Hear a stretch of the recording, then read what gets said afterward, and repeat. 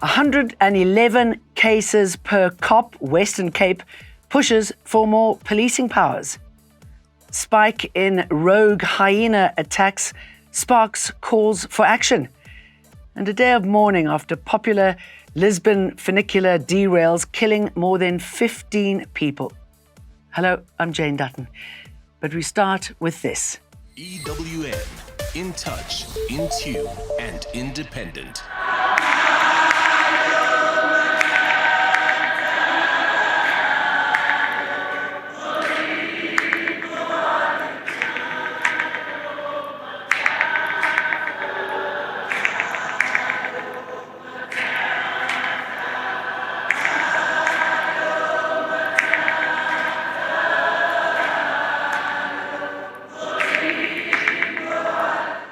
EWN's beloved Tshidi Madia was laid to rest today.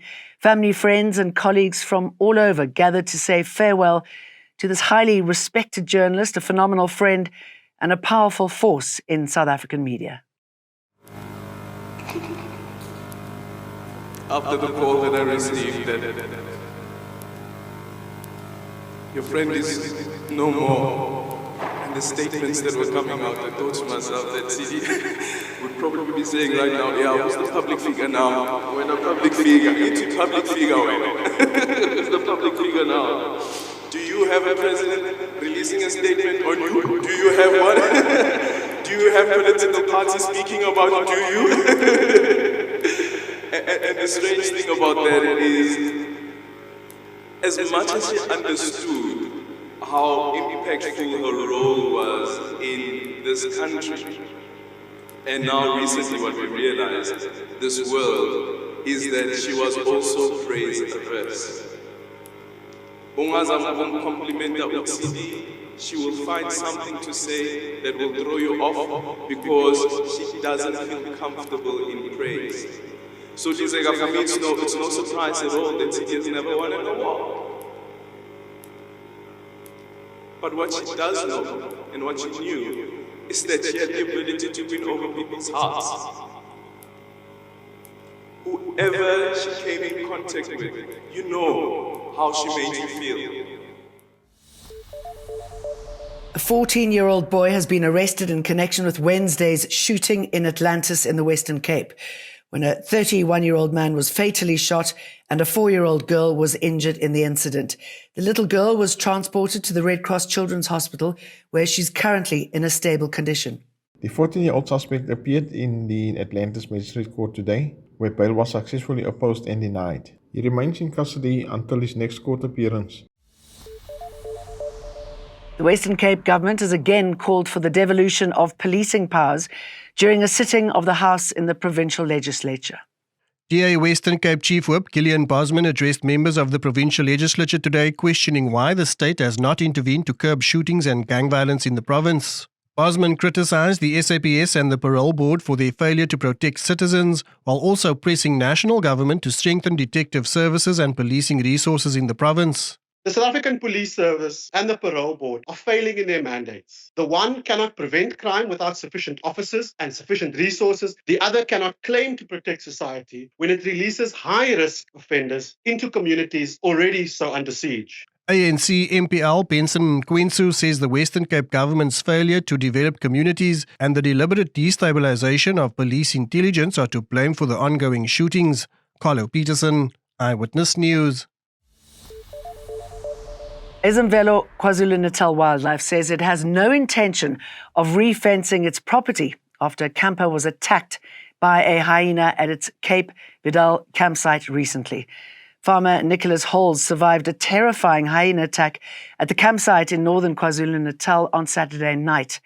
He was viciously attacked by 2 hyenas while sleeping in his tent, sustaining injuries to his leg and face. The bigger one latched onto my ankle, and as I sat up to see why I was in so much pain, the smaller one bit me in the face. Holes, who is still recovering in hospital, says he managed to scare the hyenas away by poking one in its eye and punching the other down its throat. Ezemvelo KZN wildlife spokesperson says there have been 3 hyena attacks in the park in the last 15 years and 2 more last month. There are hyenas, 2 or 3, that often roam around the campsite. We'll try and capture those with a view of maybe translocating them. The campsite is fenced, but for the elephants, not for maybe say any other animals. The first robotic surgery used for living donor kidney removal has been successful at Tygerberg Hospital. The surgery was performed on a 45-year-old woman who was donating a kidney to her daughter. The 90-minute procedure makes kidney removal less invasive for living donors. The surgery was performed by urologist Dr. Danilo Duplessis, a joint staff member with Tygerberg Hospital and Stellenbosch University. The Da Vinci 6 robotic platform enabled surgeons to operate with precision through 4 robotic arms controlled remotely via an immersive 3D console. Although robotic surgery on kidneys has been done for quite a while in South Africa and around the world, this is the first time that a donor nephrectomy has been done in the country. And for the transplant community, I think this is a great step forward. The Departments of Water and Sanitation and Environment say they encourage that accountability is finally coming in the 2022 Jagersfontein Dam disaster. Several suspects are expected in court next Wednesday, nearly 3 years after the tailings dam collapse killed 2 people, left 1 missing, and caused widespread damage in the Free State. Investigations were launched to uncover the cause of the tragedy.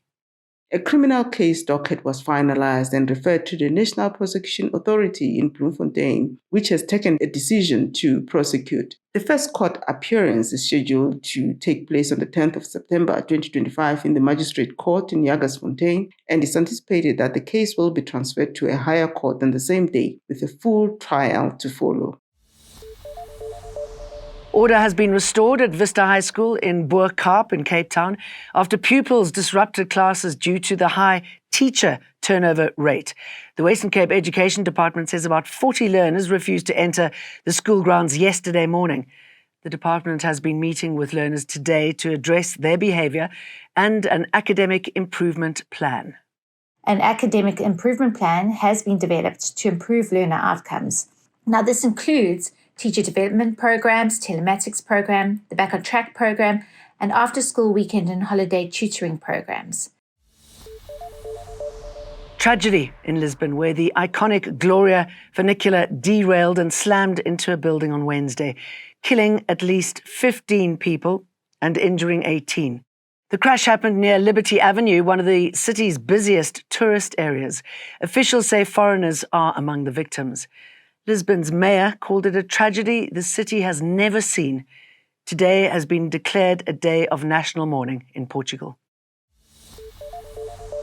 In Nigeria, 32 people have died after an overloaded boat sank in a river in Niger State. It's understood the boat carrying passengers, including children, capsized when it struck a submerged tree stump. Emergency services were able to rescue 50 others. Boat accidents are fairly common in Nigeria, often due to overloading, poor regulation, and inadequate safety precautions. And fashion icon Giorgio Armani has died at 91. He redefined power dressing and became a red carpet staple for decades. At the beginning, I would like to thank Mr. Armani for being with us today. Back home, Siya Kolisi has been cleared to play in South Africa's Rugby Championship test against the All Blacks on Saturday, but will not be captain in a surprise move by coach Rassie Erasmus. Experienced midfield back Jesse Kriel will skipper the visitors at Auckland's Eden Park, retaining the captaincy from the 30-22 win over Australia in Cape Town 2 weeks ago. We'll be watching. Best of luck to them. EWN, in touch, in tune, and independent.